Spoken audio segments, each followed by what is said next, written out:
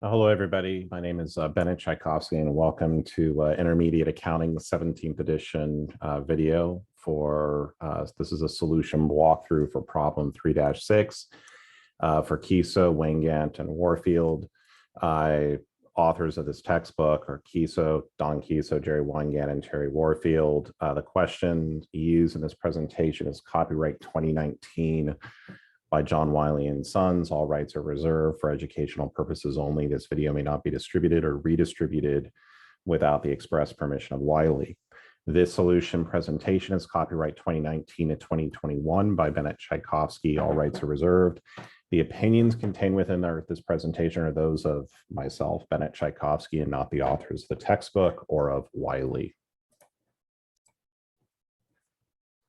So the question we're going to be doing today is problem 3-6. This is preparing adjusting entries and financial statements. And although I don't like the way that this is worded, just because you can have a lot of different interpretations, I think it is a good question just to kind of, as the earlier phases in accounting, just to kind of better understand how the construction of financial statements works.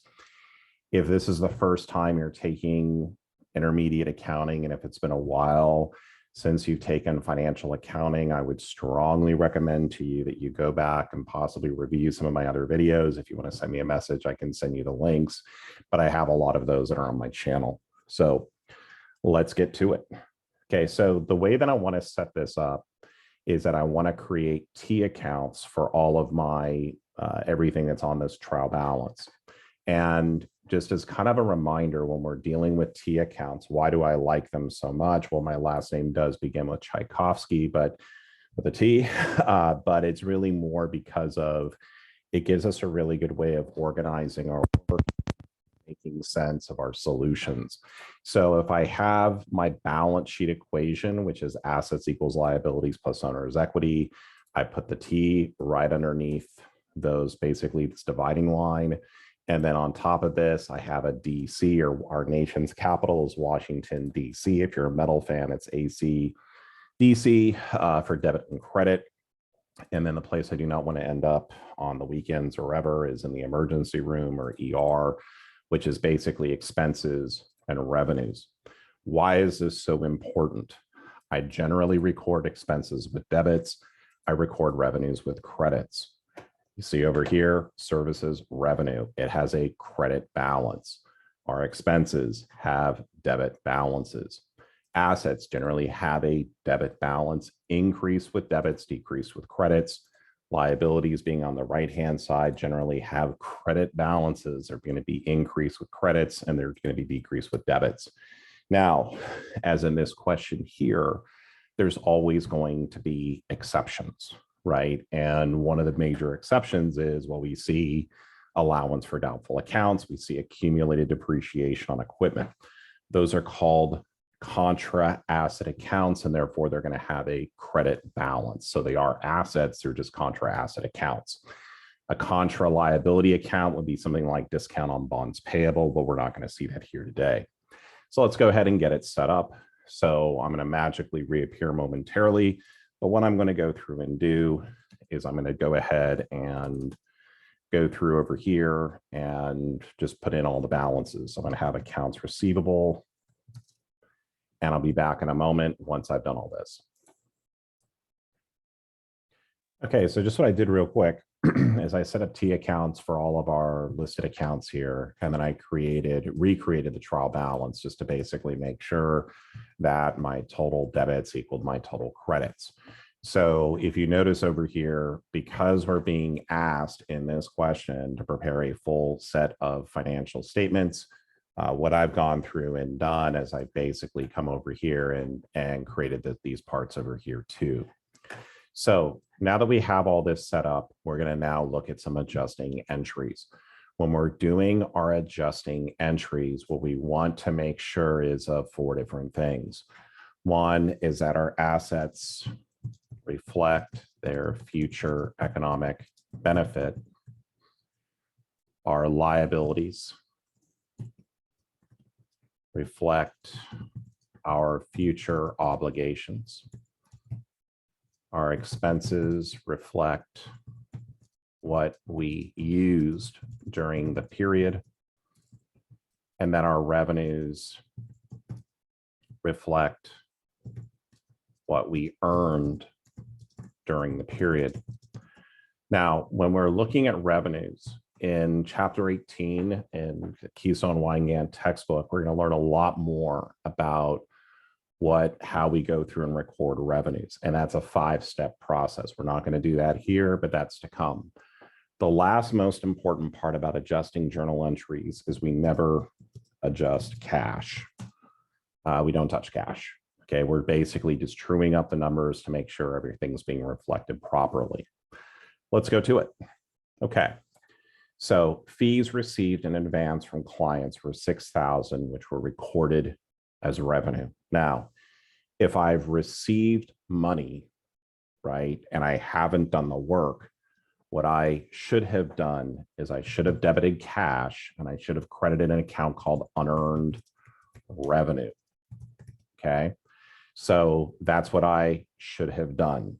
I didn't do that, so what did I do? I recorded it as revenue. Okay, so if we looked at this just in a little bit of a microcosm, right? If I just said over here for this particular question, what exactly happened? So I went over here and I debited cash, which we're not going to change, 6,000, and I credited revenue for 6,000. But what I should have credited is an account called unearned revenue. So my unearned revenue, okay, needs to have a balance over here of 6,000, right? So how am I going to get there, right? What do I do?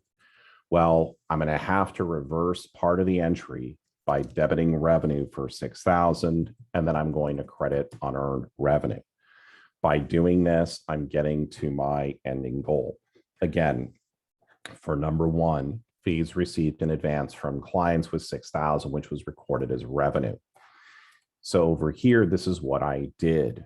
What I should have done is I should have credited not revenue, but unearned revenue for 6,000. So my adjusting entry for this particular item is going to be over here. I'm going to debit revenue for 6,000. I'm going to credit unearned revenue. So over here, I'll have unearned revenue. And we'll call this number one. And then I'm going to go ahead and debit services revenue for 6,000. Okay. Okay, so there we go. All right. So that's our first adjusting journal entry. Now, from the trial balance, prepare adjusting entries amid explanations. Okay, I'm not going to do that. I'm going to actually tell you the explanations. So when we're doing journal entries, I have a date, account, debit, credit, right? So my date is going to be 12/31/X1, always the end of the accounting period. I'm debiting revenue for 6,000. And I'm going to be crediting unearned revenue for 6,000. Notice here, right, this is basically a translation of what I've done in the journal entries. So the other thing I'm missing, notice here, the unearned revenue is indented. This has to be indented as our credits are being indented. If you're not taking my class, you're probably going to be fortunate because you don't have to go through this meticulousness, but for my students, I make them do it. Okay, so this is to adjust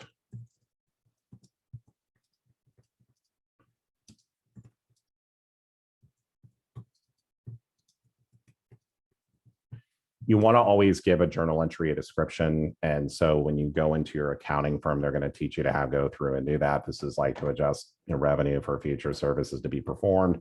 That's something that's fine, whatever you're saying, as long as you don't say that, there's some things you could also say that, Prince Andrew is now on the run or whatever we want to call it. But, I'm not bashing a royal. I'm just the Jelaine thing that's got released. Okay. So creepy stuff. Okay, now, number two, Services performed for clients that were not recorded by December 31st was 4,900. So if I've performed the services, I've earned the revenue. So I'm going to go ahead and record the revenue. I'm going to do that with a credit. So over here, services revenue for 4,900. I'm going to put this little 2 by this number right over here, just so I know that I can kind of go back to my work and check on it. Okay, I can also make this green. Yeah, time to break out the magic markers. Okay, right over here, 4,900. And then because I've recorded the revenue, but the client has not paid me, I'm going to go ahead and debit accounts receivable. So I'm going to go over here to AR for 4,900.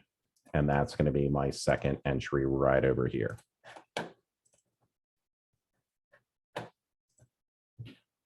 Okay, that's number 2.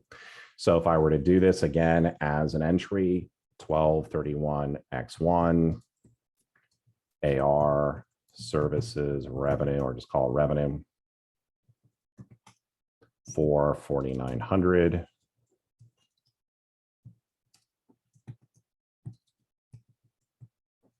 To record services performed. Okay, that's 1231X1. That's number 2. Okay, let's go to number 3. Bad debt expense for the year is 1430. I'm going to share with you why I don't like this. I would make you compute it. I would say, I would give you the amount of AR. I would say that this percentage isn't going to be collected. You would compute the ending balance, and then you'd have to adjust it. But this book's too nice. We're just going to go ahead and record bad debt expense. When we record bad debt expense, we need to do 2 things. We're going to record the expense with a debit.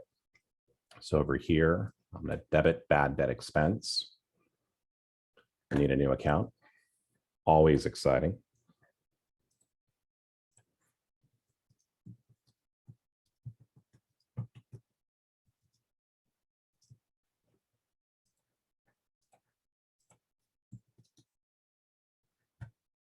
We'll give this an orange. So right over here. And then at the same time, I'm going to be crediting my allowance for doubtful accounts for 1430. Okay.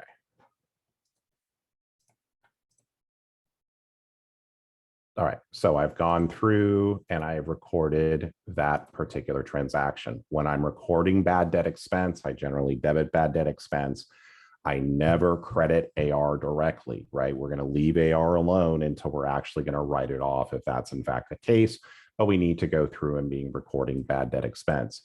If you're going, dude, you got to slow down. This does not make sense. That's okay. I've got a lot of other accounting videos that you can go through and do that. We're in intermediate accounting. That's what we do in this class. Okay. So we got 1231X1. I've got bad debt expense, crediting the allowance for doubtful accounts. This is not the Americans with Disabilities Act. This is the allowance for doubtful accounts. Okay.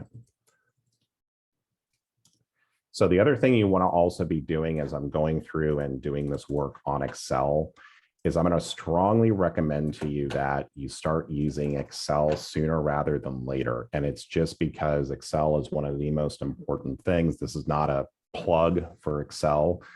Rather, you can use Excel in the CPA exam. Okay.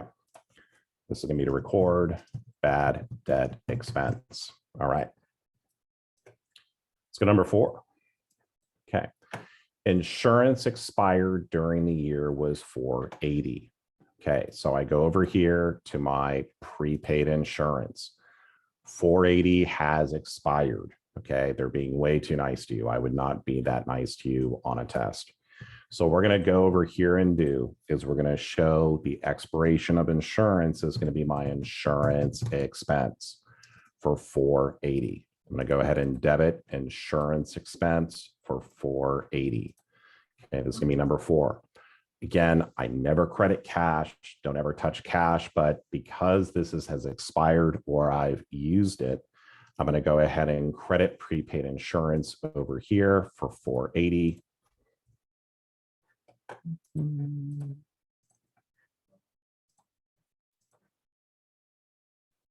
I'm good to go. Okay. 1231X1. insurance expense, prepaid insurance for 480 to record insurance expense. Okay. Again, I would probably, if I was writing this question, I would say that it's a 12-month insurance policy and, you know, they bought it on May 1st. And so you'd have to go through and figure it out. That's what I would do. Okay. Equipment is being depreciated at 10% per year. Again, I would have given you what it said straight line, salvage value, estimated useful life, but it's being nice to us. It's being depreciated at 10% per year. So what I'm going to go through and do is record the depreciation expense. When I record depreciation expense, the journal entry never ever changes. It's always going to be a debit to depreciation expense, and then I never credit equipment. Rather, I'm going to credit accumulated depreciation on equipment. Okay. To record depreciation expense. Now, over here, if my equipment has a value of $25,000, so this is going to be $25,000 times 10% depreciation rate per year. This is going to give me $2,500. So I'm going to put this over here, over here. I now have depreciation expense. And we're going to move this down just a little bit. It's a Bob Ross painting with Bennett Tchaikovsky. Okay. And let's go over here. So I've got depreciation expense, and we're going to get a new color here. Why don't we choose, let's go ahead and go to our palette, and yeah, we'll choose that purple color. Right over here at 2,500, we're going to pretend we're attorneys without the law school debt. Okay, so I'm debiting depreciation expense. I'm going to be crediting accumulated depreciation on that equipment. Okay. Okay.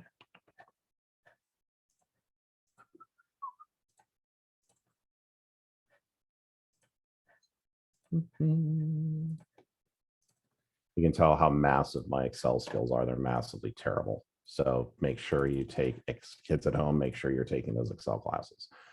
Okay, so I've gone through and I recorded the depreciation expense. Now what we're going to go to is number 6. Perez gave the bank a 90-day 10% note for $7,200.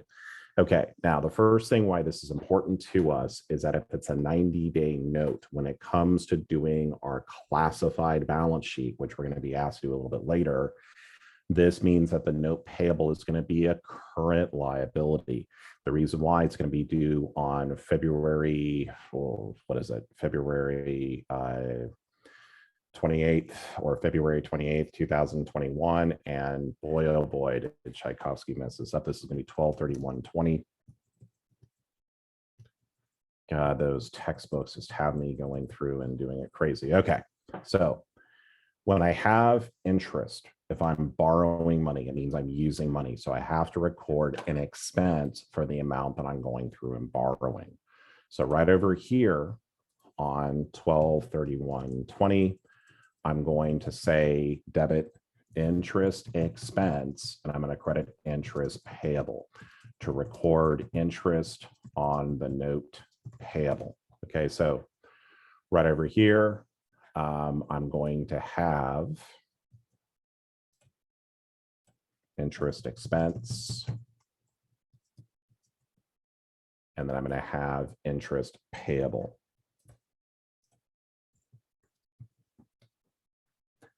Okay, so now to go through and to figure out how much interest expense we need to go through and record.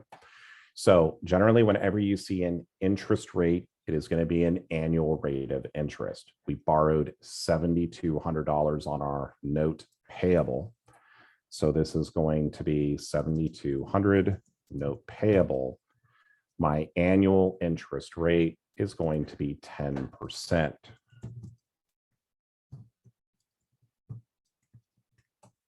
So my annual interest is going to be $720. This is my annual interest. Now, because I only borrowed it from December 1st, 2020 to December 31st, 2020, I'm going to have to multiply this by 1/12. So I'm going to multiply this by 1/12. So I'm going to get 60, and this is going to be the amount of our interest expense. So this is going to be 60 and 60. Okay. So we're going to debit interest expense. We're going to credit interest payable. Interest expense, it's an expense. We record it with a debit. Revenues basically over here. Interest payable is a liability. I'm going to have to pay it back. So I'm going to report that as a credit. So let's go ahead and record this over here. And there we go. Off to the races. All right. So that's number 6. Right. Rent for the building was $750 per month. The rent for 2020 has been paid, as has that for January 2021, which was recorded as rent expense. Okay, so now if I look over here at rent expense, there's $750 that I paid that I have not yet used. So what I want to go through over here and do is say, okay, right, I've recorded too much expense. Okay, so what I want to do over here is let's see what we actually did. We use the same kind of deal. Okay, so I went over here and I said rent expense for $750. Right, so I debited rent expense for $750. And then I credited cash for $750. Right, I paid for the rent. This is for number 7. So I paid for it. However, should I have recorded this as rent expense? The answer is no. It's, in fact, I haven't used it yet. So it needs to be prepaid rent. Right, so I'm going to debit prepaid rent for $750. Now, what do I adjust? Okay, I never, ever, ever touch cash. Right, so what I'm going to do is I'm going to credit rent expense for that $750. Okay, so I'm going to come over here, rent expense. I'm going to credit that for $750. And then I'm going to go ahead and debit prepaid rent for $750. Okay. Remember, a lot of students say I'm a lot better at warp speed or 1.75 speed. So, watch as at your pleasure, whatever you want to go through and do. Okay. So right over here, I've got that's actually number 7. Okay. So over here, what I'm going to go ahead and do is I'm going to debit prepaid rent for $750. And then I'm going to credit rent expense for $750 and go right over here to properly record prepaid rent. Right, the journal entry descriptions are actually important just because remember, as an accountant, you're going to be going through and writing out all this stuff, or for at least a short time you might be. So people have to be able to follow your work. Just remember, auditors, CFO, whoever else is going to be looking at your work. And so you want to make sure that you're, documenting everything correctly. Okay.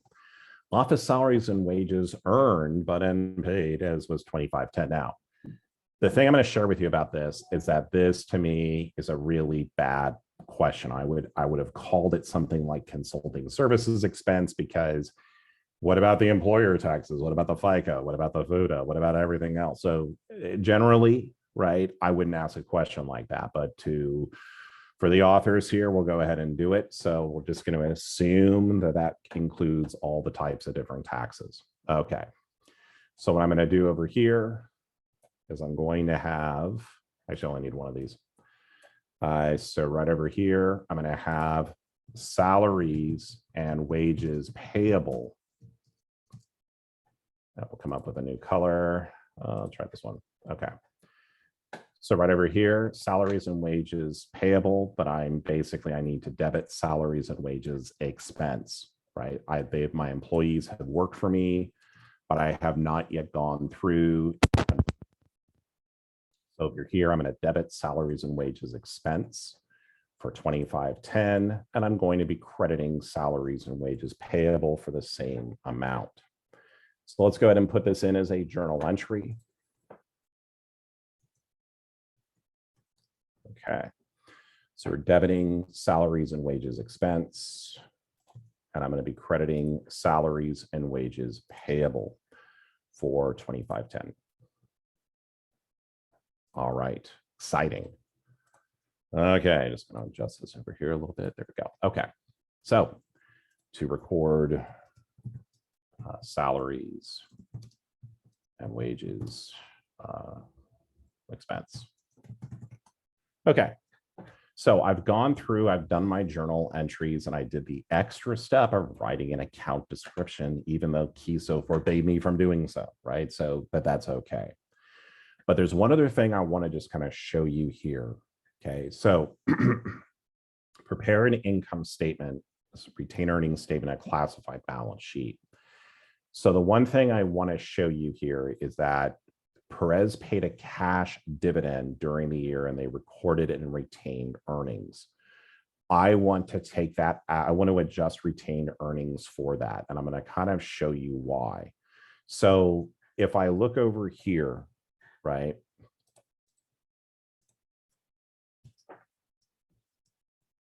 So what they did is they debited retained earnings.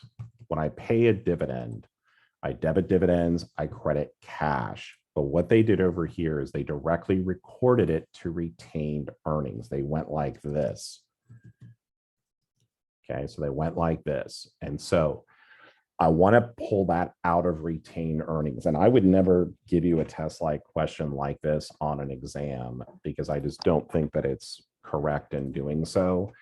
So what we should have done is we should have debited dividends for 17,000 and credited cash. Dividends will ultimately be closed out to retained earnings. However, what I want to go through and do right here is I want to make this adjustment. So how do I do it? I'm going to debit dividends for 17,000 and I'm going to credit retained earnings for 17,000 to make that adjustment.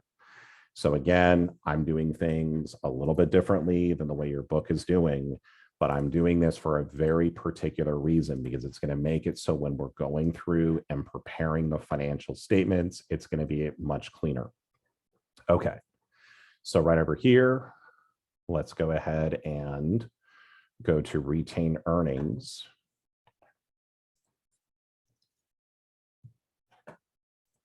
And then I'm going to go ahead and I'm going to debit dividends.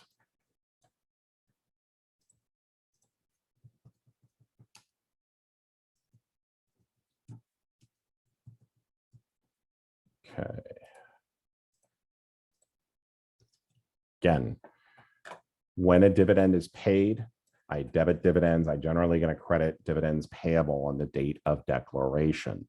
Right. However, it has the same effect. What they did was they debited retained earnings, credited cash. I'm just reversing that out because it's going to make it so when we go through and prepare the financial statements a little bit later, going to make it a little bit cleaner. Okay. So let's go through and add up the T accounts. Okay. So now that I've gone through and done this, what I'm going to go ahead and do is I'm going to go ahead and start making my adjusted trial balance. The way I'm going to do that is I'm going to take the totals I have in my T accounts, right? Cash didn't change. Accounts receivable is now 54.5, and my allowance for doubtful accounts is a 2180 credit. So over here, cash is 29.5. Accounts receivable 54,500.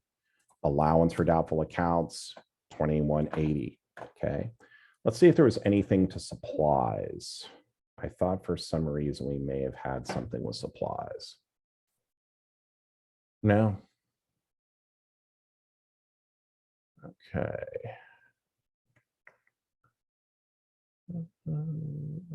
Okay, no, nothing with supplies. All right. So right over here, my supplies have remained the same at 1960. Okay, prepaid insurance. Right, I've got 1,100 of debits, 480 of credits. I subtract the smaller from the larger amount, leave the remainder on the larger side. So my prepaid insurance is now a 620 debit. My equipment will never change on an adjusting journal entry question, because what I do is I generally will adjust the contra asset account, which is accumulated depreciation on equipment. Notes payable, still going to be over here at 7,200. CS, or common stock, this is going to be over here at 10,000 credit. Retained earnings, we made a little bit of an adjustment to retained earnings, so this balance is now 42,010. I added back in the dividends, which we should not have done that way. Unearned services revenue. Okay, I've got 6,000 of debits, 104,900 of credits. Subtract the smaller from the larger amount. My services revenue account is now 98,900. Okay, my rent expense is now going to be 9,000. So this again has been adjusted. Salaries and wages expense. This is now going to be 33,010. Utilities expense has not changed. Office expense has not changed. And now we're going to have the fun part, which is, did I make enough columns to make this work? Okay. So right over here, I'm going to do unearned revenue, which is a liability. It's work that we've received money for, but services we have not yet performed. Bad debt expense is going to come down over here. That is a debit of 1430. Insurance expense is going to be a debit of 480. Now, this is where I get to cheat. Okay.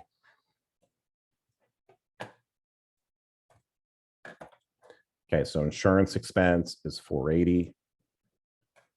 Depreciation expense is going to be 2,500. Interest expense is going to be at 60. Okay, interest payable. And remember, I'm doing all of these in the adjusted columns, right? I've adjusted my T accounts, and so now I'm doing it over here. Okay, now I have interest payable. Interest payable, I'm going to put this over here with the notes payable. So my interest payable is going to be a credit for 60. Okay, prepaid rent is going to be a debit over here for 750. And over here, I've got insurance, depreciation, bad debt. I've got over here prepaid rent, and I'm going to have dividends. Now, dividends, I like to leave in no person's land, which is basically between retained earnings and my revenue. So I'm going to go ahead and put this over here at 17,000. Okay. Salaries and wages payable. Go ahead and put this up here, and boom, credit of 2,510. So again, all I'm doing is I'm going through over here and I'm essentially translating over the balances. So let's go through and add them up and see if we got it correct. First time doing this problem, we'll see what happens. Wow, that's exciting. Okay, I'm just going to pause just for a moment just to kind of like see, make sure Kiso is on the same page as me. Okay, so we've now gone through and have done our first few different parts here. So we've prepared adjusting entries. Now we need to do an income statement for 2020. So what we're going to be preparing is something we call a single step income statement, right? What is a single step? It basically means I'm taking my revenues minus my expenses, single step. If I had cost of goods sold, I might be required, this will be for my class, I'd make you do a multi-step income statement because it's that important that you know how to do it. But for here, we just can do a single step. Okay, so right over here, whenever we do our financial statements, we need to have our company name. So this is PCE, Perez Consulting Engineers, income statement.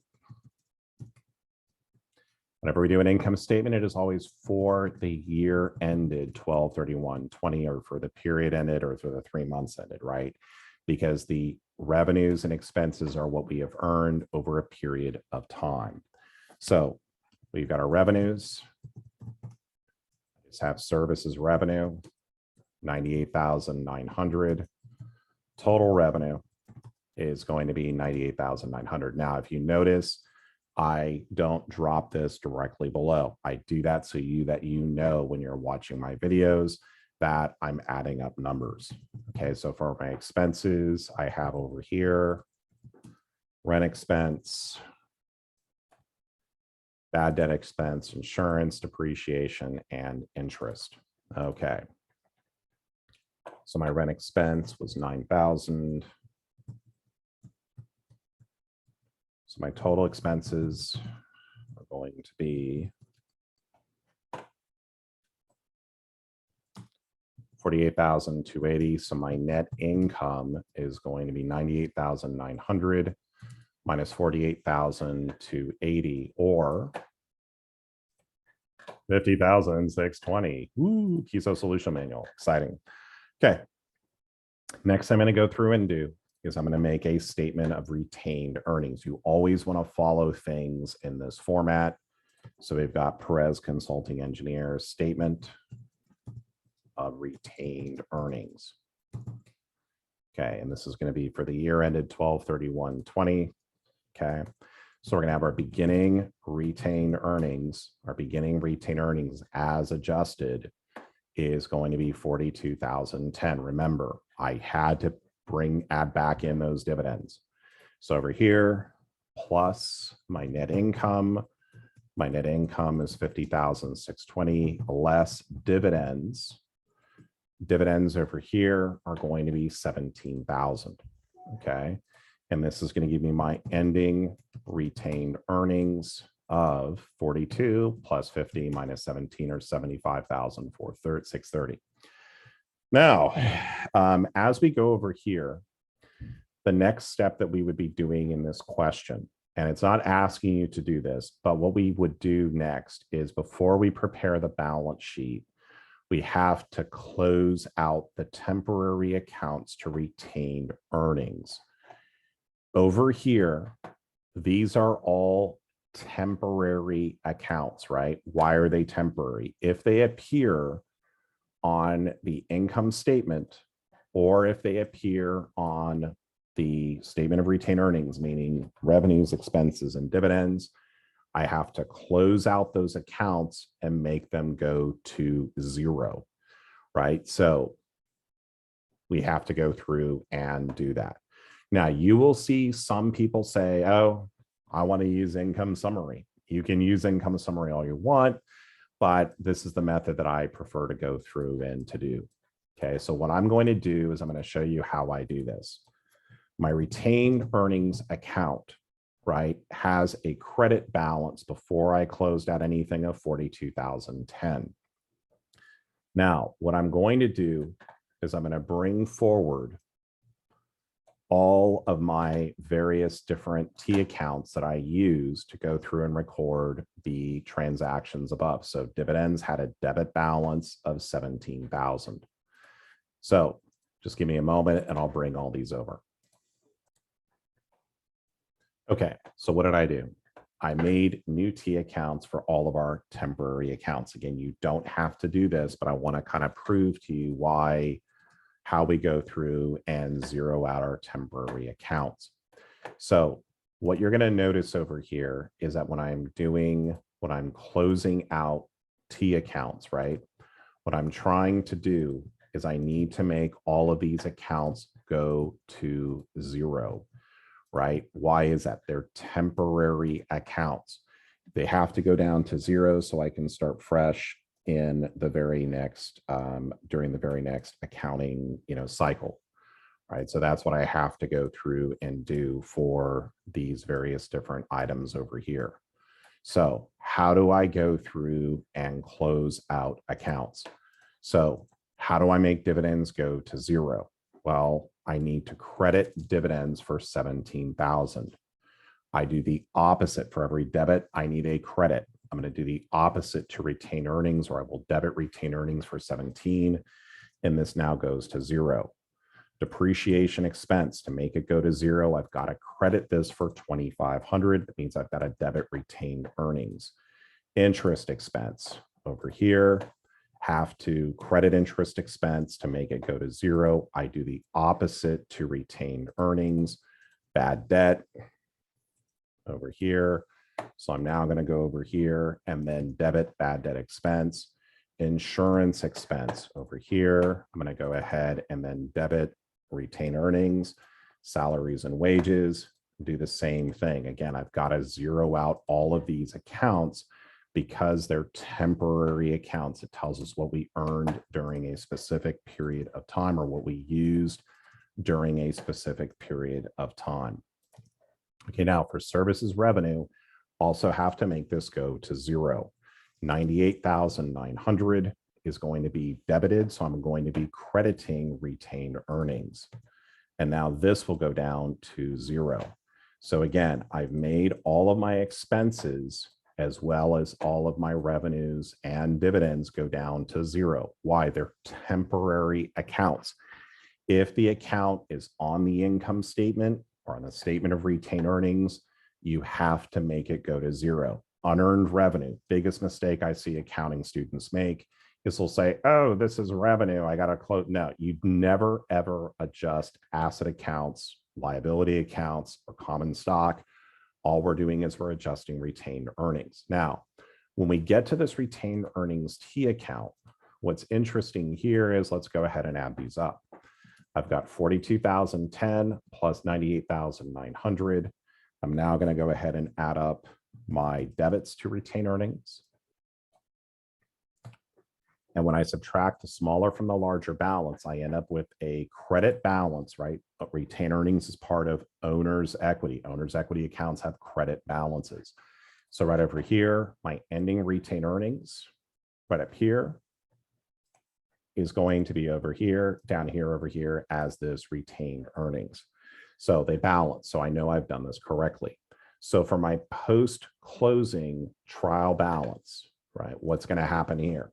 Well, none of my assets, or basically none of my assets are going to change balances, right? All of this remains the same. I don't adjust any of these different types of balances.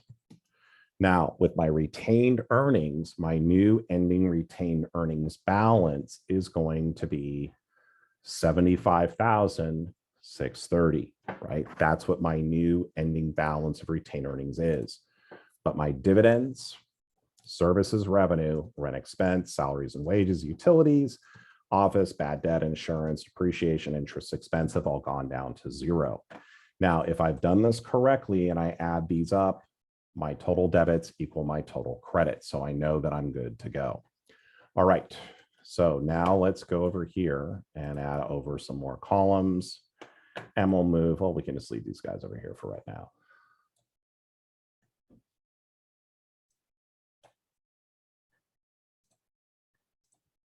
Okay.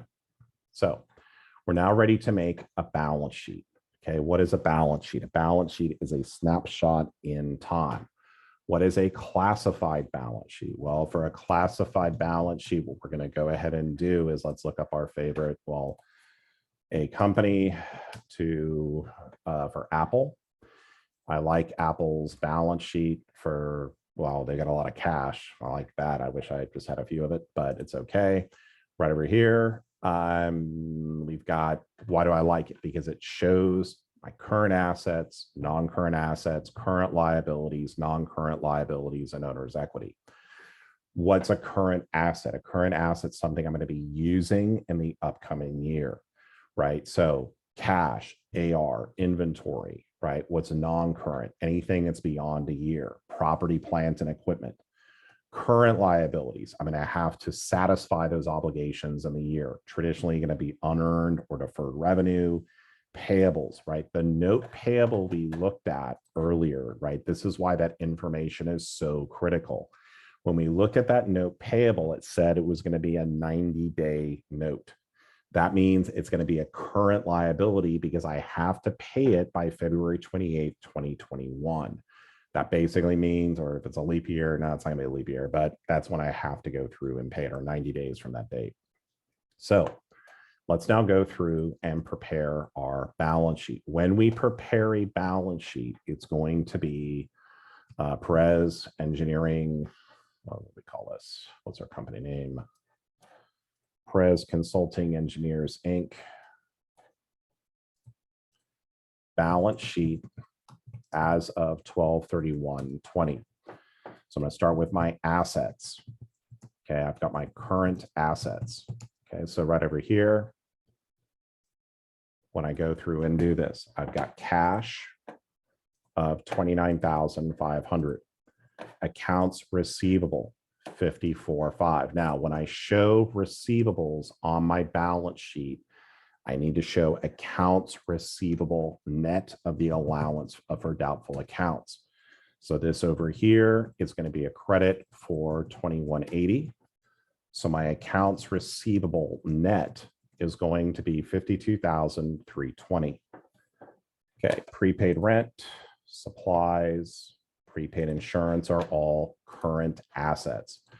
So over here, I've got 750, 1960, and 620. So my total current assets, or those assets I'm going to be using within the next year, is going to be 85,150. Non-current assets, right? Those are non-current. It's going to be equipment less accumulated depreciation on that equipment is going to give us equipment net. Okay, so right over here, equipment less the accumulated depreciation on this equipment is going to give us equipment net. So my total non-current assets is going to be 16,250.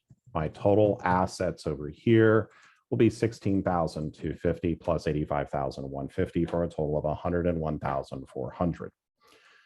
Okay, so that's my first part. Now let's go over to our liabilities, but let's just go ahead. I just want to show you again on over here. Look at this: property, plant, and equipment net. What does that mean? Does that mean it's on the internet? No, it means it's net of accumulated depreciation. Accounts receivable net. What does this mean? It means it's not on the internet, but it basically means that it's net of the allowance for doubtful accounts. So, but if you're taking my class, I'm going to want you to show me the calculation here. So that's what you have to show. For being, by the way, I never show double underlines or any of that other junk, because when you're writing out an exam, that's going to be the last thing I want you to worry about. But if you have an instructor who's asking for that, you know, there you go. So liabilities. Okay. Current liabilities. Okay. So my current liabilities are going to be unearned revenue, notes payable, interest payable, salaries and wages payable, and interest payable. So sorry about that. It's unearned revenue, salaries and wages payable, notes payable, and interest payable. So over here, this is going to be 6,000 plus 2,510 plus 7,200. Total current liabilities. It's going to be over here at 15,770. Non-current liabilities. 0. Total liabilities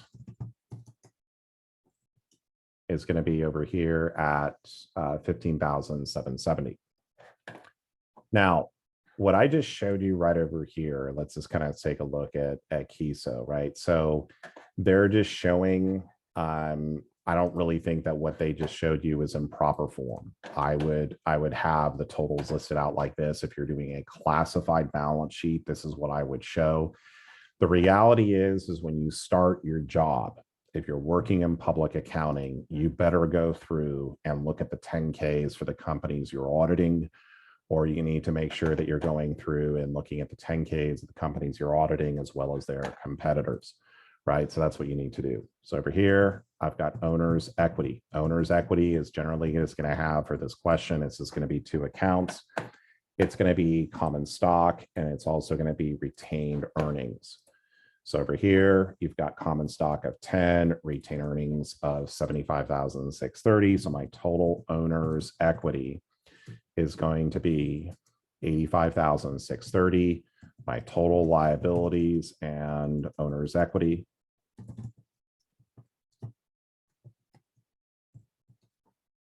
Oh, okay.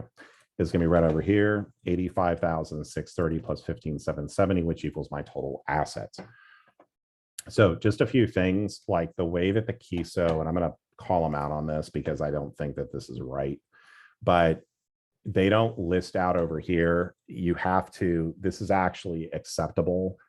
I, though, prefer for my students to show me non-current assets. You can dump and list out the other thing, anything below current. You'll see different companies do it different ways, right? I would also like to see up here as of, but again, they're just showing it as of date. So this is also going to be acceptable as well. Notice over here too, you've got over here for the year ended December 30th, 31st, 2020. That's the way you always label your income statement or your statement of retained earnings. So we just differ a little bit on this, but we're coming up with the same results. Again, different companies do things different ways, but who are we making these financial statements for? And this is one of the most important things in financial accounting. We're making them for the investor, right? So what I need to go through and do is make sure that my investor knows that, well, what are my, total liabilities and equity? Like, what are my obligations? What is it that I own of my assets? So again, that is problem. I don't even know how long this video was. It might be a new land speed record, but this is problem 3-6 in KESO Weingarten 17th edition. Hopefully it didn't change this for the 18th edition, so I can still reuse it. In any event, I want to thank you for joining me here today. And just give me one moment. So again, I want to thank Wiley for allowing me to share this with you and to be allowing me to publish these videos. I think it's great for everybody. And if you have any other questions, like if there's other questions you want to see me go through and do, just leave something in the comments to one of my videos. I do try to actually go through and answer those. Don't forget to like and subscribe, children. And I'll see all of you on the next exciting accounting video. That's my best Roger Phillip imitation, but if I'm 25% of the instructor that Roger Phillip is, I'm having an amazing day. Have a great day, everybody, and I'll see you all soon. Take care.